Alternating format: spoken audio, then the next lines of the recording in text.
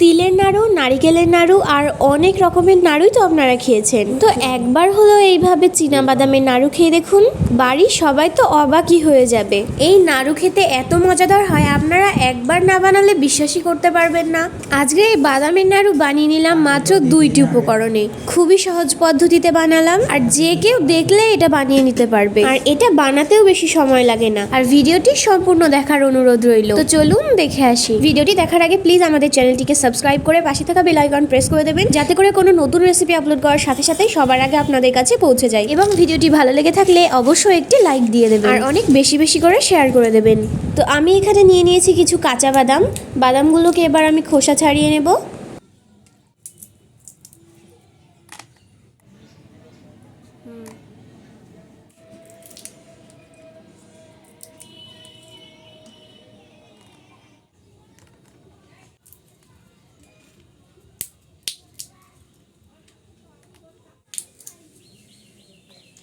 তো এই দেখুন, আমার এখানে সব বাদামগুলোই বাছা হয়ে গিয়েছে। এবার আমি উনুন ধরিয়ে দিয়েছি, উনুনে কড়াই বসিয়ে দিয়েছি গরম হওয়ার জন্য।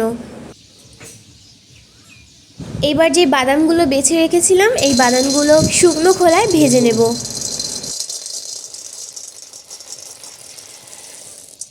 খুব হালকা আঁচে ভেজে নিতে হবে।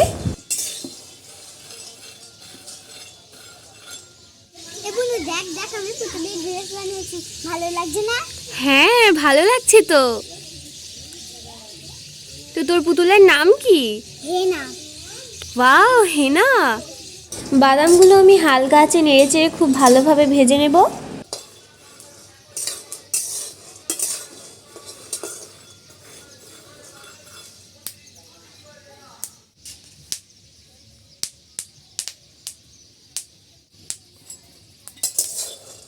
বাদামগুলো আমার ভাজা হয়ে গিয়েছে। এবার আমি কড়াই থেকে নামিয়ে নিচ্ছি, একটা পাত্রে ঢেলে ঠান্ডা করে নেব।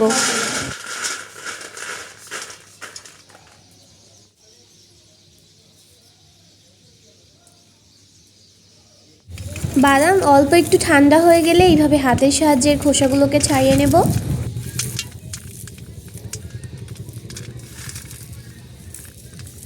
এইভাবে করে খোসাগুলো ছাড়িয়ে নিতে হবে।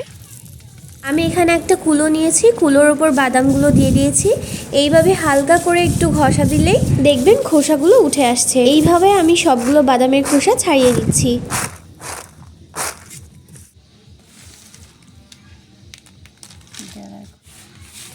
বাদামের খোসা ছাড়ানো হয়ে গিয়েছে। এইভাবে আমি একটা বাটিতে তুলে নিচ্ছি, আর আমি একটা পরিমাপ করে দেখিয়ে দিচ্ছি আপনাদের। আমি এখানে 1 বাটি বাদাম নিয়েছি, এটাকে শিলে গুঁড়ো করে নেব। আপনারা মিক্সিতেও ব্লেন্ড করে নিতে পারেন, তবে পুরো মিহি করলে হবে না, একটু আধা ভাঙা করতে হবে। হালকা হালকা দানাদার রাখতে হবে, তাহলে এটা খেতে ভালো লাগবে।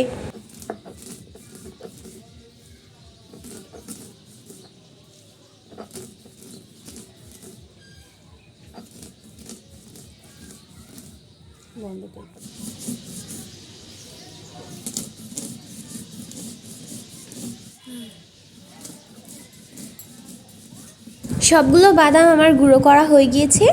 এই দেখুন, এরকম রাখতে হবে, তবে আপনারা চাইলে আরও একটু গুঁড়ো করে নিতে পারেন। এবার আমি একটা বাটিতে এটাকে তুলে নিচ্ছি।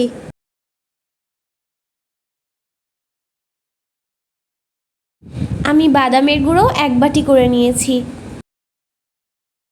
এবার এদিকে উনুনে একটা কড়াই বসিয়ে দিয়েছি, তারপর ওই একই বাটিরই 1 বাটির থেকে একটু কম চিনি দিয়ে দিয়েছি। আর যেই পরিমাণে চিনি নিয়ে নিয়েছি তার অর্ধেক দিয়ে দিয়েছি পানি। চিনিটা যখন গলে গিয়ে ফুটতে শুরু করবে, তখন এর মধ্যে দিয়ে দেব 2টো মুখ ফাটানো এলাচ।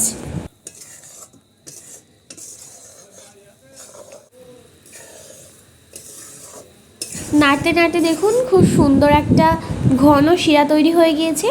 শিরাটা ঠিক এই রকম হবে। এর মধ্যে আমি এবার বাদাম গুঁড়োগুলো দিয়ে দেব, দিয়ে খুব ভালোভাবে নেড়ে নেব। আর এই শিরাটা কিন্তু একটু আঠালো হবে।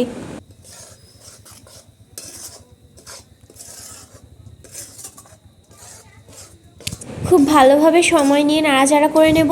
আর এই সময় চুলার আঁচটা কিন্তু মিডিয়াম থাকবে। এইভাবে নাড়তে নাড়তে দেখবেন এটা জমে যাচ্ছে আর কড়াইয়ের গা ছেড়ে দিচ্ছে, তখনই বুঝবেন এটা হয়ে গিয়েছে।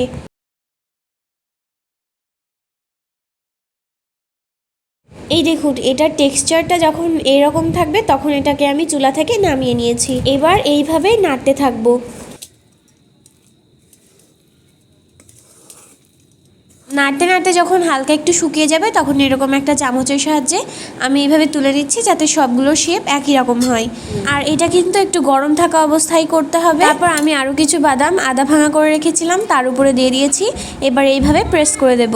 এইভাবে করে নাড়ুর শেপ দিয়ে নেব। আর আমাদের ভিডিওটি যদি আপনাদের একটুও ভালো লেগে থাকে তাহলে প্লিজ আমাদের চ্যানেলটিকে সাবস্ক্রাইব করে পাশে থাকা বেল আইকন প্রেস করে দেবেন, আর একটি লাইক করে দেবেন এবং অনেক বেশি বেশি করে শেয়ার করে দেবেন।